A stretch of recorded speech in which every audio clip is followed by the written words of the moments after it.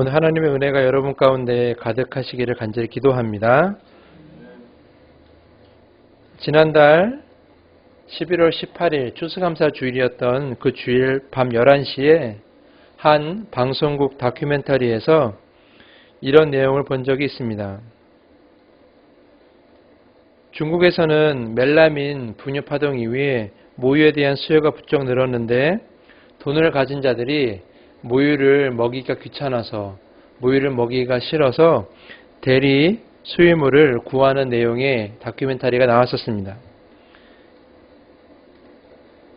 갓 태어난 자신의 아이는 바라보지도 않고 돈을 벌기 위해서 자신의 모유를 그 돈 많은 사람의 가정에 파는 한 어머니의 모습을 보여주면서 돈으로는 살 수 없는 것들이 점점 없어지고 있다라고 이렇게 이야기를 하고 있었습니다. 저는 그 어머니를 보면서 대리 수유를 하는 그 어머니 심정을 생각해 보았습니다. 이 자신이 낳은 아이를 먹이지는 못하고 자신의 낳은 아이를 위해 나온 이 모유를 다른 사람을 위해 먹여야 되는 그 상황, 그리고 그 안타까움을 생각해 보았습니다. 비록 자신의 아이는 먹이지는 못하지만 그러나 그렇게라도 하지 못하면 우리의 가족이 굶어야 되는 그 상황이 너무나 안타까울 거라고 생각이 들었습니다. 자신의 아이는 신경 쓸 수 없는 그런 어머니의 마음이 얼마나 안타깝고 또한 슬플까라는 생각을 저는 그 다큐멘터리를 보면서 깊이 생각해 보았습니다. 또 다른 내용이 그 내용에서 등장하는데 세계 제일의 부자 나라라고 생각하는 미국의 5명 중 1명의 아이는 굶고 있다라는 내용이었습니다. 그러면서 한 가정의 모습을 보여주는데 어머니는 먹일 것이 없어서 스파게티 면을 삶아서 거기다가 케찹을 아주 조금 뿌려서 그저 간간하게 먹는 그러한 장면을 보여주고 있었습니다. 그러면서 그 아이가 하는 말이 먹고 싶은 것이 너무나 많은데 하나도 먹을 수 없다라고 이야기합니다. 이 스파게티 면을 더 이상 먹고 싶지 않다라고 짜증을 내는 그런 아이의 모습을 보았습니다. 그러면서 하는 이야기가 미국의 전체 소득의 4분의 1을 미국 전체 인구의 1%가 가져간다라고 이렇게 이야기합니다. 그러면서 그 다큐멘터리에서 하는 이야기는 모두를 위한 경제는 없다라고 이렇게 이야기를 하고 있었습니다. 이 다큐멘터리는 최후의 제국이라는 다큐멘터리로 지금 오늘까지 3부작으로, 다음 주까지 4부작으로 나오게 되는데요. 그러면서 하는 이야기가 지금 자본주의 시대가 세상을 망치고 있다라고 이렇게 이야기하고 있는 내용입니다. 저는 생각했을 때 저는 경제는 잘 모르고 자본주의가 정확히 무엇인지 잘 모르지만 제가 생각했을 때 이 사회가 분명 잘못된 길로 가고 있다는 것은 확실하다고 저는 생각을 합니다. 만약에 세상이 정말 좋은 길로 가고 있다면 어떻게 전체 부의 4분의 1을 1%가 가져가는 상황이 만들어지는가라는 생각을 해보게 되는 거죠. 또한 자신의 아이는 돌보지 못하고 다른 사람의 아이를 위해서 자신의 모유를 팔아야 되는 상황이 어떻게 벌어질 수 있을까? 저는 그런 생각을 해보게 되는 거예요. 분명 이 세상은 잘못된 길로 가고 있다라고 생각을 합니다. 지난주에 우리나라 전체 국민을 놀라게 한 사건이 있었는데요. 저수지에 한 가방이 떠올랐는데 그 가방 안에 아이의 시체가 유기되어 있었습니다. 과연 어떤 사람이 이 여리고 약한 아이를 가방에 넣어서 저수지에 버렸을까? 수사한 결과 그 범인은 그 아이의 어머니였습니다. 생활고를 견디지 못해서 어머니가 아이를 데리고 집을 나왔는데 아이가 자꾸 울음을 그치지 않고 짜증만 내니까 화장실에서 그 아이를 때리다가 죽이게 된 거죠. 그래서 자신이 죽인 것을 숨기기 위해서 태연하게 시장에서 가방 하나를 사와서 그 가방 안에다가 아이를 넣고 그리고 돌을 함께 넣은 다음에 저수지에 버렸다고 그 어머니는 진술했다고 합니다. 세상이 잘못되어도 한참 잘못되어 간다고 저는 생각을 합니다. 분명 그 어머니의 정신적인 문제, 멘탈의 문제가 있을 수 있다고 얘기를 하겠지만 그러나 그 어머니가 그렇게 아이를 죽이고 가방에 넣어서 저수지에 버리기까지 그 상황을 만든 것이 과연 무엇인가라고 생각해 본다면 저는 이 세상은 분명 잘못되어 가고 있다고 생각합니다. 세상은 지금 총선으로 해서 대선으로 대선 때문에 굉장히 시끄럽고 어수선합니다. 많은 대선 후보자들은 모두 잘 살게 해주겠다라고, 모두 행복하게 해주겠다고 이야기하지만 그러한 약속은 아주 오래전부터 이어져 오고 있습니다. 그런데 변한 것은 아무것도 없고 세상은 그렇게 점점 더 잘못되어져 가고 있다는 거죠. 저는 이러한 세상이 어둠이 가득 찬 세상, 어둠으로 가득 차여 앞이 하나도 보이지 않는 세상이라고 저는 그렇게 말씀드리고 싶습니다. 이런 어두운 세상, 이런 깜깜한 세상 한가운데 서 있는 오늘 우리에게 강림절을 맞이하고 있습니다. 강림절이란 예수의 다시 오심을 기다리는 절기입니다. 한 해는 1월부터 시작하지만 교회력은 사실 강림절부터 시작합니다. 그만큼 강림절의 의미가 매우 중요하다고 할 수 있습니다. 예수께서 다시 오심을 우리에게 선포하시며 하늘에 오르셨던 것처럼 예수님의 다시 오심을 기다리는 우리들이 그 4주 동안 마음을 다잡는 기간이죠. 그리고 나서 예수님의 태어나심을 다시 기뻐하는 것이 강림절 기간입니다. 저는 여러분에게 강림절을 맞이하는 여러분들에게 한 가지 질문을 드리고 싶습니다. 왜 예수님을 기다리시는가라는 거죠. 왜 예수님을 찾으십니까? 왜 예수님이 여러분에게 기쁨이 되십니까? 왜 성탄절이 여러분의 삶의 기쁨이 되십니까? 도대체 예수님은 여러분에게 어떤 의미입니까? 이런 질문을 여러분에게 던지고 싶습니다. 예수님은 저의 구원이십니다. 예수님은 저의 죄를 대신 지셨습니다. 예수님은 끊어졌던 하나님과의 관계를 회복시켜 주셨습니다. 예수님 우리에게 복을 주십니다. 예수님을 통해 우리에게 은혜를 주십니다. 예수님을 통하여 우리에게 힘을 주십니다. 예수님을 통하여 우리가 살아갈 수 있는 지혜를 얻습니다. 이런 등등의 고백을 여러분은 다 하실 겁니다. 어쩜 이러한 고백이 예수님과 여러분의 관계를 설명하는 그러한 표현들이라, 그러한 고백들이라 할 수 있습니다. 다 맞습니다. 다 맞는 말씀이고 다 맞는 신앙의 고백입니다. 그런데 한 가지 고민해 볼 것은 과연 이러한 고백들이 전부인가라는 거죠. 이러한 의미가 전부인가라는 거죠. 생각해 보면 여러분들의 이런 고백들은 다 나만을 생각하는, 나만의 관계를 뜻합니다. 예수님과 나만의 관계만을 생각하는 거죠. 그렇다면 한 가지 질문을 던지죠. 아까 서두에 말씀드렸던 그런 어두운 세상, 이런 세상에 뭔가 잘못되어 가고 있는 상황 속에서 과연 예수님의 다시 오심은 어떤 의미인가라는 거죠. 세상은 어둡고 버겁고 너무나 깝깝한 세상인데 그런 세상 가운데 살아가는 우리, 그리고 그 가운데 예수님께서 다시 오신다면 예수님의 다시 오신 이 강림절의 절기는 어떤 의미인가라는 거죠. 저는 이러한 질문을 강림절의 첫 번째 주일 예배 때 여러분에게 던지고 싶습니다. 오늘 본문 1절에서 5절 말씀에 보면 요한이 요한복음을 기록하면서 예수님에 관한 이야기를 하고 있습니다. 다른 복음서에서는 예수님의 탄생에 대해서 기록하고 있다면 요한은 좀 은유적인 표현으로 예수님에 관해서 이야기하고 있는 것이죠. 1절에서 5절 말씀 보면 말씀이 나오고요. 또 그로 말미암아 이렇게 표현을 하는데 여기서 말씀 혹은 그는 다 예수님을 뜻합니다. 3절 말씀 보면 만물이 그로 말미암아 지은 바 되었으니 지은 것이 하나도 그가 없이는 된 것이 없느니라 라고 이렇게 기록하고 있습니다. 여기서 중요한 단어는 바로 만물이라는 단어죠. 만물은 나만을 뜻하는 것이 아닙니다. 만물은 여러분만을 뜻하는 것이 아닙니다. 만물은 세상 모든 창조물, 또한 세상 모든 사람들, 온 우주를 뜻한 것이 바로 만물이라고 할 수 있는 것이죠. 근데 요한은 이야기하죠. 만물이 세상 모든 사람들이 그로 말미암아 지은 바 되었다. 예수로 말미암아 지은 바 되었다라고 이렇게 얘기하고 있습니다. 그가 없이는 된 것이 아무것도 없다라고 얘기하는 거죠. 이 말씀을 통해서 우리가 기억해야 될 것이 무엇이냐면 예수는 바로 나만의 것, 교회의 것만이 아니라는 거죠. 예수는 세상 모든 만물과 관계하여 있는, 세상 모든 만물과 관계되어 있는 사람이 바로 예수님입니다. 그러므로 예수님은 교회의 것만이 아니라, 바로 여러분 것만이 아니라 바로 세상 모든 창조물에 함께하는 예수님이라는 거죠. 그래서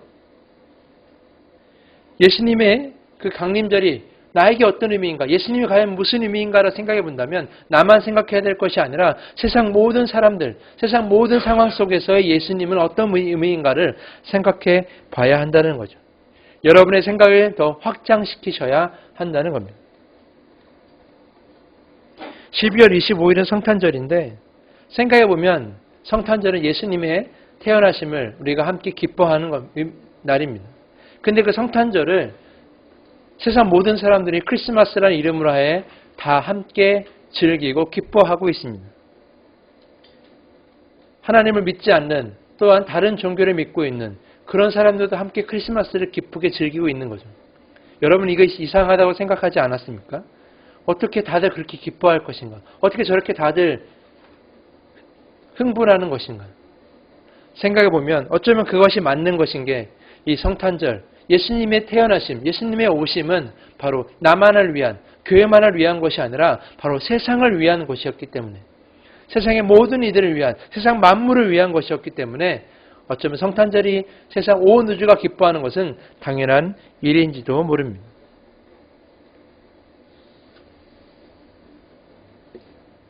예수의 오심은 교회 안에 있는 우리나 나 자신에게만 의미하는 것이 아니라 세상 모든 이들을 위해, 세상 모든 만물을 위해, 세상 모든 우주 위에 의미하는 것임을 우리가 기억해야 한다는 것이죠. 그러므로 예수의 다시 오심 또한 마찬가지로 생각합니다. 이 강림절 기간이 교회 절기이긴 하지만 그러나 교회만에 있는 우리만의 기다림은 아니라는 거죠. 또한 나만의 기다림은 아니라는 거죠. 예수님께서 나에게 오셔서 은혜를 베풀기 원합니다. 사랑을 주시기 원합니다. 복을 주시기 원합니다. 이렇게 생각하는 것이 아니라 예수님께서 이 세상에 오셔서 어떻게 해주시길 원하는가, 이 세상 가운데 예수님이 어떤 의미가 되길 원하는가를 고민해 봐야 한다는 거죠. 그러므로 제가 생각했을 때 예수님의 다시 오심, 예수님의 강림절을 기다리는 사람들은 우리들뿐만 아니라 우리 주변에 있는 사람들, 예수를 믿지 않는 사람이나 다른 종교를 믿는 사람들이나 모든 주변의 이웃들에게 다 동일하게 적용된다고 생각합니다. 예수를 기다리는 사람들은 나뿐만 아니라 우리 모두의 이웃들도 다 기다린다는 사실을 기억해야 할 것입니다.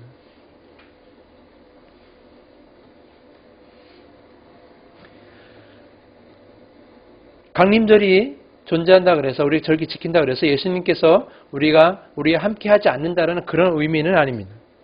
예수님께서 말씀하셨지만 두세 사람이 내 이름으로 모인 곳에 내가 너와 함께 하겠다라고 말씀하셨습니다. 지금 이 순간에도 예수님은 우리와 함께 하고 계십니다. 또한 예수님께서 승천하시기 전에 내가 너희와 항상 함께 할 것이라고 말씀하셨습니다. 그 말씀은 무엇이냐? 지금 이 순간에도 예수님은 우리와 함께 하신다는 사실입니다. 그러므로 우리가 강림절을 보내면서 예수님의 오심을 다시 오심을 기다린다는 것은 어쩌면 예수님께서 우리와 함께 하는다, 함께 하지 않는다는 그런 존재의 유무를 생각하는 것은 아니라고 생각합니다. 좀 다른 의미를 생각해 봐야 한다는 것이죠. 오늘 본문 4절에서 5절을 보면 이렇게 기록하고 있습니다. 그 안에, 즉 예수 안에 생명이 있었는데 이 생명은 사람들의 빛이라. 빛이 어둠에 비쳤는데 어둠이 깨닫지 못하더라라고 이렇게 기록하고 있습니다. 예수 안에 생명이 있는데 그 생명은 빛이라는 거죠. 근데 그 빛이 어둠이 깨닫지 못한다라는 거죠. 어둠이 깨닫지 못한다. 이것은 무엇이냐? 우리가 살아가고 있는 이 세상 모든 만물이 깨닫지 못한 부분이 많다라는 겁니다.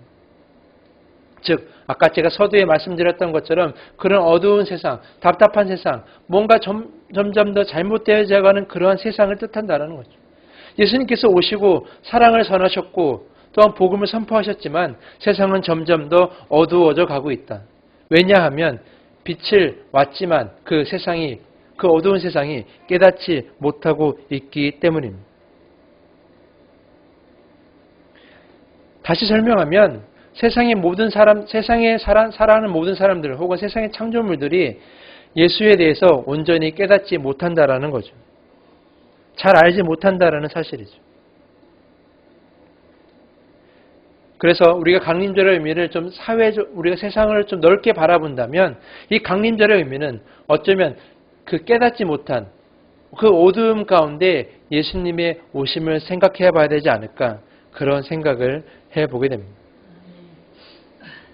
그러므로 예수님이 오심을 기다리는 이 강림절의 의미를 새롭게 한번 해석해 본다면 저는 이렇게 해석할 수 있다고 생각합니다. 예수의 존재를 모르는, 예수의 사랑을 모르는, 그 예수의 빛을 모르는 그런 어두움 가운데 그 빛이 임하게 하는 것, 예수님의 사랑이 다다르게 하는 것, 그것을 우리가 기다리는 것이 강림절의 절기가 아닌가 저는 그렇게 생각하는 거죠. 깜깜한 밤이 오면 두렵고 무섭습니다. 빛이 밝아지고 또한 다시 빛이 밝아지기를 기다리는 마음이 가득합니다. 제가 생각했을 때 우리 주변의 이웃들 가운데 그런 이웃들이 얼마나 많이 있을까 생각해 봅니다. 이 추운 겨울이 정말 어두운 사람들한테 그런 사람들에게 한 줄기 빛을 던져준다면 그것은 그들에게 얼마나 큰 기쁨이 될 수 있을까라는 거죠. 우리도 어쩌면 어두움의 삶을 살았을지 모릅니다. 그러나 우리 예수님을 통해서 우리는 그 빛을 알 수 있고 빛 가운데 설 수 있었습니다. 에베소 5장 8절 말씀에 너희가 전에는 어둠이더니 이제는 주 안에서 빛이라 빛의 자녀들처럼 행하라 라고 이렇게 기록하고 있습니다. 우리는 예수님을 통하여 우리는 다 빛의 자녀가 될 수 있었습니다. 그리고 빛을 발할 수 있었습니다. 빛 가운데 살 수 있고 기쁨을 얻을 수 있고 또 희망을 가질 수 있습니다. 그러나 저 교회 밖을 나가다 보면 교회 밖을 한 발짝만 나가서 보면 그 빛을 모르는 사람들이 너무나 많이 존재하고 있습니다. 그래서 예수님은 이렇게 말씀하셨습니다. 너희 빛이 사람 앞에 비치게 하여 그들로 너희 착한 행실을 보고 하늘에 계신 너희 아버지께 영광을 돌리게 하라라고 예수님은 말씀하셨습니다. 이것은 예수님의 명령이죠. 너희가 빛의 자녀라면 너희가 빛을 발할 수 있다면 그 빛을 세상 사람들에게 빛이 필요한 사람들에게 전하라라는 거죠. 세상이 점점 더 어두워져 가고 세상이 점점 잘못되어져 가고 있고 세상이 빛을 잃어가고 있다면 여러분들이야말로 여러분이 그 빛을 발휘해서 세상을 다시 한번 밝게 해야 할 필요가 있다라는 것입니다. 그래서 예수님의 다시 오심이 우리에게만 임하는 것이 아니라 그 빛을 통하여 예수님의 다시 오심이 세상 가운데 임하게 할 수 있어야 한다는 것이죠. 그것이 강림절에 보내는 우리가 생각해야 할 우리의 의무인 것입니다. 오늘 우리가 교동문에서 같이 고백했던 것처럼 예수님이 오시는 길을 예비하라. 어떻게 예비할 것인가? 그 길은 간단합니다. 여러분이 가지고 있는 그 빛을 세상 가운데에 보여줘야 하는 것이죠. 그리고 이 잘못되어가는 세상이 그 빛을 보고 바른 길로 향하게 해야 한다는 것입니다. 여러분에게 힘이 없습니까? 여러분에게 돈이 없습니까? 여러분에게 재력이 없으니까? 여러분에게 권력이 없습니까? 그건 중요하지 않습니다. 여러분 마음 가운데 예수님의 사랑이 있다면, 여러분 마음 가운데 십자가가 있다면 여러분은 빛을 발할 수 있을 것입니다. 그리고 그 빛을 세상 사람들에게 전할 수 있는 것입니다. 여러분의 따뜻한 위로의 한마디, 여러분의 작은 동전 하나가, 여러분의 작은 마음 하나가 세상을 밝게 할 수 있는 것이죠. 그리고 세상의 가운데 예수님의 다시 오시는 그 길을 예비할 수 있는 것입니다. 저는 여러분들이 이 강림절 4주 동안 그 길을 그렇게 예비할 수 있었으면 좋겠습니다. 그것이 예수님과 함께하는 우리가 예수님의 다시 오심을 준비하는 우리의 마음이라는 거죠.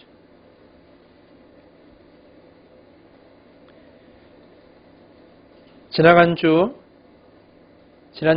주간에 새벽에 옥상에 올라간 적이 있었습니다. 요즘 해가 늦게 떠서 7시가 돼도 캄캄하긴 한데요. 7시쯤 넘어서 제가 사는 집 옥상에 올라갔었는데 옥상에 올라가 보니까 제 뒤로는 아주 깜깜한데 제가 바라보는 그 앞으로는 아주 작은 빛이 점점점 떠오르고 있었습니다. 새벽 미명이었죠. 되게 아름다운 모습이었습니다. 근데 제 마음을 굉장히 뭉클하게 했던 것은 그 작은 빛이 비치자 주변이 점점 더 보이기 시작했다라는 거죠. 그리고 그 빛은 점점 더 밝아지기 시작하더니 세상이 점점 밝아지는 것을 그 짧은 시간 안에 경험할 수 있었습니다. 여러분의 빛이 비록 작지만 그 빛이 여러분에게 세상에 비춰지면 세상은 조금이나마 더 보일 수 있을 것입니다. 그리고 여러분이 점점 더 그 빛을 발휘하고 그리고 세상 모든 교회가 크리스찬들이 자신의 빛을 발휘한다면 그 빛은 점점 더 발휘할 수 있을 것입니다. 그리고 어두웠던 이 세상은 점점 더 밝아질 수 있을 것입니다. 그런 희망을 여러분이 가질 수 있기를 간절히 부탁을 드리겠습니다. 그 희망이 우리 강림절을 보내는 우리가 가져야 할 마음 자세라고 생각합니다. 강림절은 나만을 위한 절기가 아니라 교회만을 위한 절기가 아니라 바로 이 세상, 이 어두운 세상을 위한 절기임을 기억하시기를 부탁을 드립니다. 그리고 그 강림절을 어떻게 하면 이 어두운 세상 가운데 빛을 온전히 전할 수 있을 것인가? 그리하여 깨닫지 못하는 이 어둠들이 다시 한번 예수를 알게 할 것인가? 그것을 고민하는 그런 여러분, 이 강림절을 보낼 수 있기를 간절히 부탁을 드리겠습니다. 방법은 어렵지 않습니다. 생각해보면 그 방법은 매우 쉬울 것이라 생각합니다. 그러한 여러분들, 그러한 담없는 교회가 될 수 있기를 간절히 부탁을 드립니다. 기도하겠습니다.